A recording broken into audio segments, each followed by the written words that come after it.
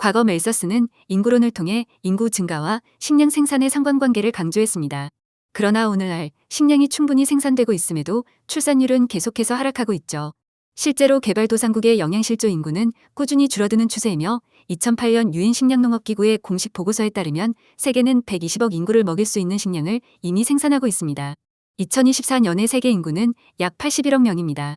2022년 유엔 세계 식량 계획도 지구는 식량 부족 상태가 아니다라고 밝혔습니다. 그럼에도 불구하고 출산율은 낮아지고 있으며 특히 식량과 복지가 가장 풍요로운 선진국일수록 출산율은 더 낮은 것이 현실입니다. 이 사실은 단순히 경제적으로 어려워서 아이를 낳지 않는다는 기존 설명을 무너뜨립니다. 많은 사람이 멜서스의 인구론이 틀렸다는 사실은 인정하면서도 그에 대한 명확한 대안을 내놓지 못하고 있는 것이 현실이지요. 최근 몇몇 국가들은 이를 돈에 문제가 있는 것으로 파악하고 돈 중심의 해결책을 내놓고 있지만 큰 효과를 보지 못하고 있으며 지속 가능성에도 의문이 드는 것이 현실입니다. 그렇다면 인간은 왜 출산을 피하려 할까요? 이것은 단순히 경제적 논리로는 설명되지 않으며 더 근본적인 동기 메커니즘을 들여다볼 필요가 있습니다.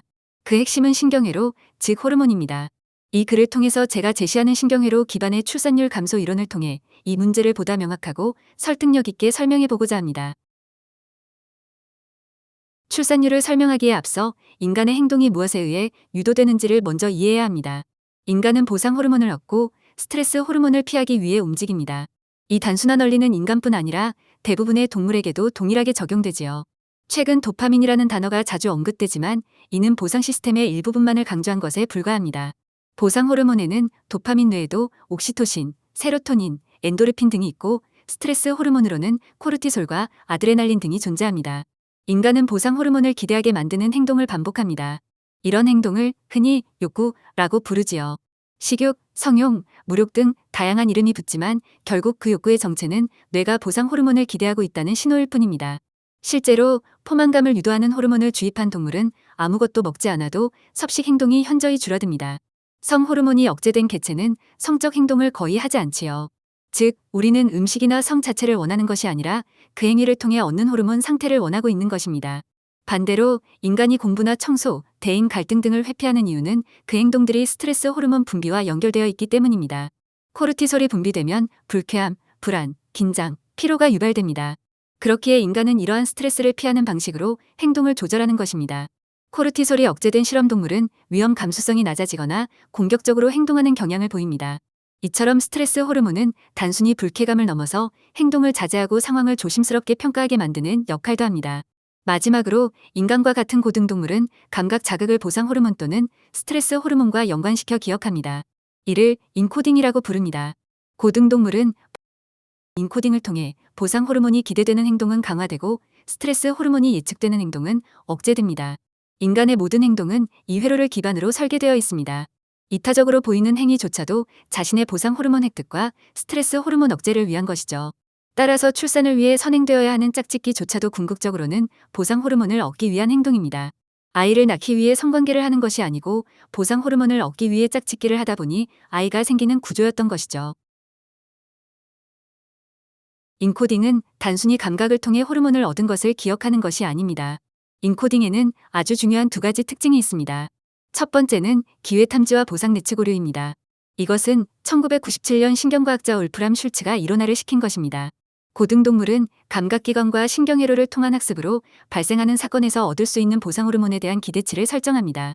이 기대를 기준으로 예상보다 좋은 결과에는 도파민 분출이 증가하고 예상보다 나쁜 결과에는 도파민 활동이 억제되지요. 기대만큼의 결과에는 일반적인 도파민 발화만 있을 뿐입니다. 여기서 기대와 보상의 차이를 보상 내측 오류라고 합니다. 이러한 메커니즘으로 인해 인간은 과거보다 풍족해진 현실에도 끊임없이 부족을 외치게 되는 것입니다. 실제로 문명은 지속적으로 발전했고 전반적인 삶의 수준은 비약적인 발전을 이뤘습니다. 하지만 문명의 인간들의 만족은 일시적일 뿐이지요. 이것은 인간이 모든 것에 질리게 되는 이유이기도 합니다. 이것은 채워도 채워지기 힘든 물독과도 같습니다. 인간들은 이것을 탐욕이라 부르기도 합니다. 두 번째는 2005년 베이어와 글림처는 실험을 통해서 원숭이가 보상 호르몬을 더 빠르고 더 확실하고 더 많이 얻는 행위를 우선시함을 밝혀낸 것입니다. 이것은 앞서 말한 기회탐지에 있어서 우선시되는 부분을 더욱 명확하게 해줍니다. 결과에 대한 예측은 막연한 것이 아닌 빠르고 확실하고 많이 얻는 것이지요. 두 실험에서 주제가 된 보상 호르몬은 도파민뿐이지만 추가적인 연구 결과들은 옥시토신, 세로토닌 등 다른 보상 호르몬도 기회 탐지에 영향을 미치는 것을 증명했습니다. 언급한 실험들은 문명에서 인간이 무엇을 원하는지 말해줍니다. 얻고자 하는 것은 보상 호르몬이고 이것을 더 빠르고 확실하고 많이 얻기 위해 행동하고 살아가는 것입니다. 물론 인간이 아닌 동물을 대상으로 한 실험이지만 인간 또한 크게 다르지 않을 것으로 추측합니다. 결국 욕구는 자율적인 의지나 본능이 아니라 예측된 보상 신호에 의해 회로적으로 유도되고 있을 가능성이 매우 높습니다. 본격적인 출산율 감소 현상은 산업혁명 이후의 서구 국가들에서 시작되었습니다. 미국 노동통계국에서 작성한 보고서를 중심으로 설명하겠습니다. 오랜 시간의 데이터를 공식력 있게 기록해 놓았기 때문입니다. 1901년 미국 가족의 평균 규모는 4.9명이었습니다. 가계의 연간 가계 평균 소득은 $750였고 연간 평균 지출액은 평균 $769였지요. 지출 대비 소득이 부족한 시기였습니다. 비필수품에 대한 지출은 지출 대비 약 20%밖에 되지 않았습니다. 이 시기 통계에서 눈여겨볼 부분이 있습니다. 미국 가구 중에서 아내로부터 소득이 보고된 가구는 8.5%밖에 되지 않았으나 자녀로부터 소득이 보고된 가구는 22%였다는 사실입니다. 이 시기는 자녀가 가계 소득에 도움이 되었던 시기였습니다. 이 시기 미국 노동자 중 34%가 무역 및 운송에 종사했고 32.6%는 제조 및 기계에 종사했습니다. 그리고 26.7%는 가사 서비스에 종사하고 있었습니다. 자녀가 가계 소득에 확실히 도움되는 업종인 농업이 주요 업태는 아니었지만 아동노동이 엄격하게 근절되고 있는 상태는 아니었기 때문에 일부 자녀들은 노동을 했고 가계 소득에 도움이 되었습니다. 반대로 교육 비용은 낮았습니다. 다수의 부모들은 자녀가 자신의 보상 호르몬 획득에 도움이 되는 것으로 인코딩한 것이고 때문에 이런 출산율을 유지하는 것이 가능했던 것입니다. 3차 산업혁명의 영향이 미국 전 계층에 활성화되기 시작한 1980년부터 뚜렷한 변화가 시작되었습니다. 1900년도 초반에는 대부분의 인구가 단순 노동에 종사했던 것과는 다른 양상을 보이며 화이트 칼라 직업군의 영역이 확대된 것을 관찰할 수 있습니다. 직업이 다양해지고 희소성이 다른 만큼 서민 간에도 소득 격차가 벌어졌습니다. 실제로 기존 블루컬러 직업군보다 화이트 컬러의 급여가 높았습니다. 이는 상대적 박탈감을 유발했으며 자신의 자식이 화이트 컬러로 편승하게 만들기 위한 교육에 대한 지출로 이어졌습니다. 대부분의 부모와 자녀는 강력한 보상 호르몬으로 연결된 관계이기 때문입니다. 자녀의 경쟁이 본인의 경쟁인 듯 느꼈을 것입니다. 이런 책임감 또한 부모 자신을 위한 것입니다. 자식을 위한 마음조차 본인의 보상 호르몬 획득과 스트레스 호르몬 억제를 위한 것이기 때문이죠. 정작 자녀 본인은 학업에 대한 열정이 없을지라도 말입니다. 자녀 교육의 확산은 기존에 자녀가 있는 사람들뿐만 아니라 예비 부모들에게도 자녀의 출산과 양육이 자신의 행복을 희생해야 하는 것으로 인코딩되었을 것입니다. 이 시기는 아동 노동이 거의 근절된 상태였습니다. 이전보다 자녀로부터 기대되는 보상 호르몬이 낮은 상황에서 기대되는 스트레스 호르몬만 늘어났을 뿐이죠. 인간은 스트레스 호르몬이 기대되는 행위는 억제하게 됩니다. 실제로 미국의 출산율은 떨어졌습니다. 소득 수준이 오르고 잉여 자금이 늘었음에도 이 시기 미국의 평균 가족 규모는 2.6명 정도로 이전의 절반 수준이 되었습니다. 이 시기의 평균 소득은 평균 지출 규모보다 많았습니다. 비필수품에 대한 지출 비중은 48.6%로 크게 늘었습니다.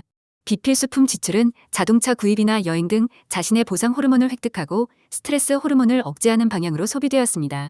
소득 증가가 추가적인 자녀 출산이나 저축이 아닌 비필수품 소비로 확대된 것은 개체가 행동하는 근거가 자신의 보상 호르몬 획득이라는 것을 강하게 암시합니다. 멜서스가 주장한 것처럼 식량이 증가해도 출산은 늘어나지 않았습니다. 피임 기술의 발달로 더욱 절제된 출산이 가능해집니다. 출산율 감소는 미국만의 문제가 아닙니다. 산업화가 먼저 진행된 국가들은 이미 출산율이 줄어든 상태였으며 미국 이후 산업혁명이 진행된 국가들도 출산율이 비슷한 수준으로 떨어지기 시작합니다. 통계를 보면 산업혁명을 기점으로 전 세계적인 출산율은 지속적으로 완만하게 하락합니다. 2017년쯤 출산율은 다시 한번 순간적으로 가파르게 하락합니다. 저는 이 시기 폭발적으로 유행하기 시작한 유튜브와 인스타그램을 주목하고 있습니다. 트위터나 페이스북 등 이전의 SNS는 언어를 중심으로 표현되던 비중이 높았던 반면에 유튜브와 인스타그램은 사진과 동영상 같은 감각적인 요소가 커졌다는 것이죠. 연구에 따르면 음악이나 사진을 통한 조합은 단독 감각의 자극보다 최소 2배에서 3배 높은 신경 반응을 유도합니다. 인스타그램과 유튜브는 페이스북과 트위터에 비해서 감각적인 부분이 부각된 플랫폼이며 게시물을 올린 사람과 보는 사람 모두에게 보상 호르몬을 제공합니다. 올리는 사람은 좋아요를 받으면서 도파민 분비가 촉진되고 보는 사람은 기회를 탐지하는 과정에서 보상 거울 신경계가 활성화되며 보상 호르몬을 획득합니다. 보는 쪽과 올리는 쪽 둘 다 보상 호르몬을 얻거나 얻을 것으로 기대되는 구조입니다. 유튜브와 인스타그램 등의 영상 중심 SNS의 등장으로 더 많은 양의 도파민을 상시적으로 얻는 것이 가능해진 것입니다. 게시물을 올리는 사람은 SNS에 자극적이거나 자신을 우월하게 보이게 하는 연출된 게시물을 올림으로써 실제로 더 많은 좋아요를 얻거나 기대하게 됩니다. 평범한 게시물로는 대중을 자극시킬 수 없고 도파민을 제공할 수 없기 때문이죠. 앞서 말한 기회 탐지의 특징을 떠올려 본다면 명확해집니다. 기대만큼의 보상으로는 도파민 발화를 더욱 촉진시킬 수가 없습니다. 기대 이상의 보상을 제공할 때 더 많은 도파민을 발화시킬 수 있는 것입니다. 시간이 지날수록 영상이 자극적이거나 정교해지는 방향으로 가는 이유입니다. 반대로 보는 사람들은 과시를 위해 연출된 게시물을 지속적으로 접하게 되면서 보는 순간에는 도파민을 얻지만 결혼과 육아가 더욱 부담스러워지는 방향으로 인코딩되기 시작합니다. 앞서 말했듯 보상 호르몬을 줄이고 스트레스 호르몬이 기대되는 행동은 억제되죠. 2017년 즈음의 출산율이 다시 한번 가파르게 떨어진 것은 시각과 청각적 요소를 부각시킨 SNS의 유행이 강하게 영향을 미친 것으로 추측됩니다. 지금까지 말한 것을 정리하자면 다음과 같습니다. 인간은 자신의 보상 호르몬이 기대되는 행동은 더하고 스트레스 호르몬이 기대되는 행동은 자제합니다. 인코딩된 기억을 바탕으로 기대되는 보상 호르몬과 스트레스 호르몬을 저울질하여 행동하는 것입니다. 산업혁명 이전 농업 중심 사회구조에서는 자녀가 가계 소득 증가에 도움이 되었고 교육 등의 양육비가 적었기 때문에 기대되는 스트레스 호르몬도 적었습니다. 다자녀가 본인에게 도움이 된다고 인코딩한 것입니다. 하지만 산업혁명 이후 자녀가 가계 소득에 도움되는 부분이 적어지고 아동노동이 근절되면서 출산율은 지속적으로 하락합니다. 특히 3차 산업혁명 이후 화이트 컬러 직업군이 확대되면서 빈부격차는 심화되고 빈번해집니다. 이는 시각화, 청각화된 자극으로 대중을 자극합니다. 이를 통해서 상대적 박탈감과 교육비는 오르게 됩니다. 문명의 발전은 삶의 질을 올리면서도 상대적 박탈감은 키운 것입니다. 이는 예비 출산자들에게 결혼과 출산은 본인에게 보상 호르몬을 제공하지 못할 것이라는 예측을 안겨주게 됩니다. 결국 출산율은 떨어집니다.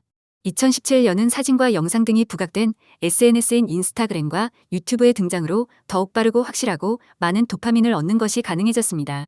이 과정에서 게시물을 올리는 사람은 좋아요를 더욱 많이 받기 위해 연출된 자극적인 게시물을 올렸고 이것은 사람들의 삶의 기준을 상향시키는 영향을 미쳤습니다. 결혼과 육아에서 기대되는 스트레스 호르몬은 증가했으며 스트레스 호르몬이 기대되는 행동이기에 출산은 억제되는 방향으로 갑니다. 이것이 제가 주장하는 출산율이 줄어든 이유입니다. 설명이 부족한 부분이 분명 존재합니다. 댓글과 메시지를 통해 질문해 주시면 성실하게 답변 드리겠습니다. 전자책 사회부적응자 인간에서는 신경회로와 출산율에 대한 이야기를 더욱 자세하게 적어놨습니다. 출산율뿐 아니라 신경회로가 문명에 미친 전반적인 영향을 설명해 드립니다. 지금까지 느껴보지 못한 신선하고 합리적인 관점을 제공해 드리겠습니다.